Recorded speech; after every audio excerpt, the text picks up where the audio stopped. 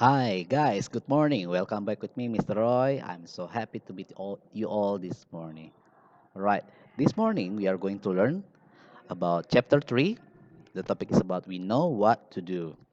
As you know, the our minimum score is 70. Okay, let's get started.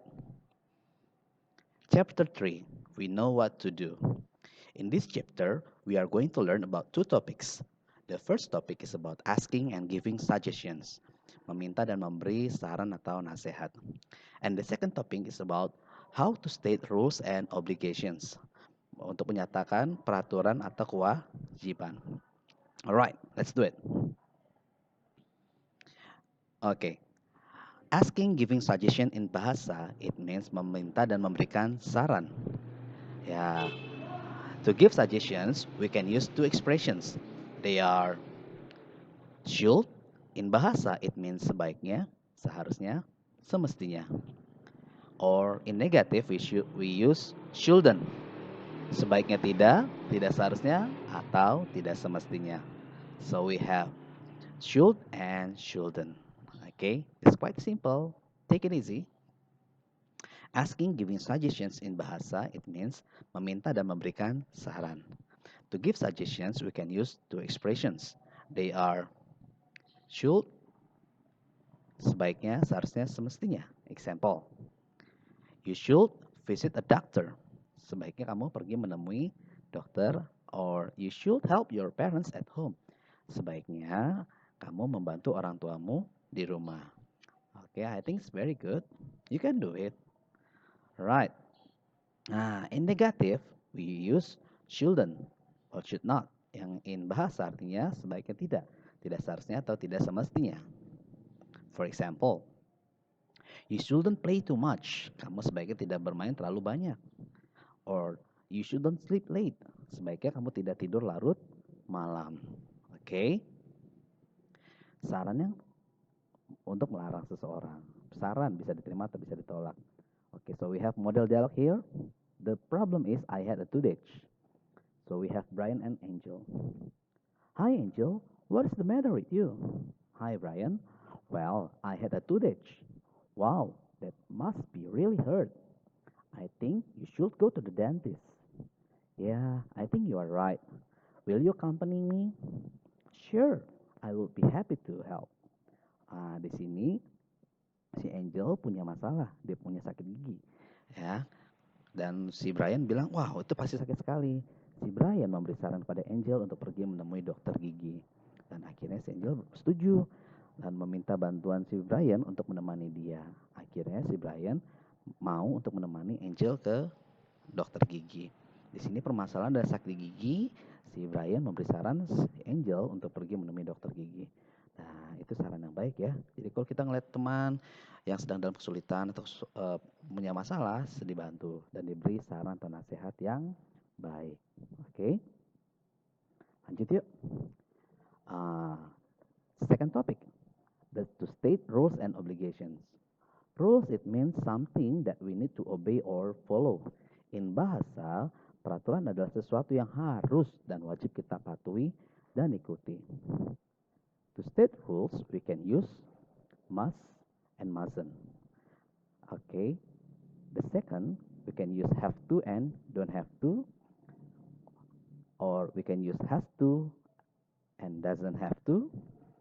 Kalau have to, has to dipakai untuk menyatakan kewajiban karena adanya tekanan atau aturan. Gitu ya. Nanti kita jelasin lebih dalam lagi. Obligations in bahasa, it means kewajiban. Kewajiban yang dimaksud adalah sesuatu yang harus dilakukan.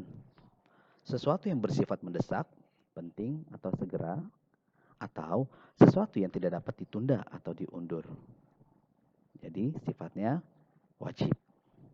Oke, for example, must and have to or has to memiliki arti yang sama. Or in English we said it has a similar meaning, yaitu artinya harus, mesti, wajib. Nah, the difference between must and have to or has to, perbedaannya adalah kalau must, keharusan datang berasal dari kesadaran pribadi atau diri sendiri. Nah, kalau have to atau has to, keharusan datang atau berasal karena adanya aturan atau tekanan dari orang lain. Sehingga dia harus melakukan itu. Menggunakan have to atau has to. Oke. Pattern pola kalimat positif. Kalau must itu bisa dipakai oleh subjek I, you, they, we, he, she, it. Semua bisa memakai must. Kalau bentuk negatifnya mustn't. Kalau have to dipakai buat subjek I, you, they, we. Nah, kalau has itu dipakai oleh subjek he, dia laki-laki, she, dia perempuan, it atau kata benda atau binatang. Jadi beda ya, penggunaan have to sama has to subjeknya berbeda. Kalau pattern pola kalimat negatif, mustn't dipakai subjek I, you, they, we. Kalau don't have to dipakai oleh subjek I, you, they, we. Oke, ada kesalahan sedikit nanti diperbaiki ya. Don't itu dipakai buat I, you, they, we. Nah, kalau doesn't have to baru dipakai oleh subjek he, she, dan it. Semoga bisa dipahami ya. Kalau don't have to sama doesn't have to subjeknya berbeda. For example, keharusan atau ketidakharusan yang datang dari diri sendiri. Nah, ini berpakai must. I must talk to you. I must not play outside. Dia merasa itu tidak perlu dilakukan karena dia sadar datang dari dirinya sendiri. Keharusan atau ketidakharusan datang karena ada aturan atau tekanan dari luar. Jadi dia merasa harus karena ada tekanan. I have to wear uniform. Dia harus memakai seragam karena ada peraturan dari sekolah harus memakai seragam.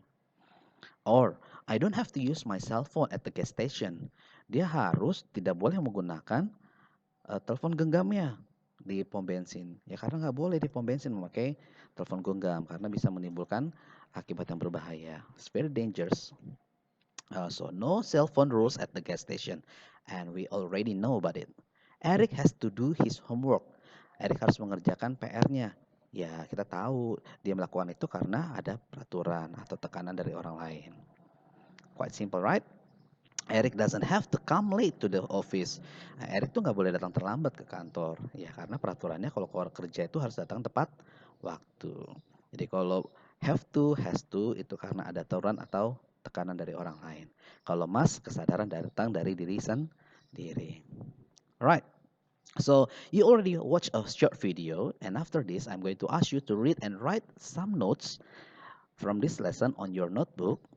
And after that, you are going to do some exercise on Google Form, and then I give you some homework, and you can do it on your notebook, and then you can take a picture and send it through Google Classroom, Google Form. Nah, kalian sudah menonton video singkat dari Mr. Roy. Nanti Mr. minta tolong kalian untuk menulis dan mencatat ya dalam buku catatan supaya tidak kalian lupa ya. Kemudian kalian akan mengerjakan latihan di Google Form KKM 70, kerjakan dengan baik, dengan maksimal. Kalau nilainya masih di bawah 70, silakan dikerjakan lagi. Diusahakan sampai tuntas semua. Yang terakhir, Mister kasih kalian tugas. Silakan kalian kerjakan di buku tulis, PSPR, kemudian kalian foto dan kirimkan melalui Google Form. Alright, I think that's all for today. We have discussed about chapter 3. Okay, I see you again. See you. Bye-bye. Have a good day.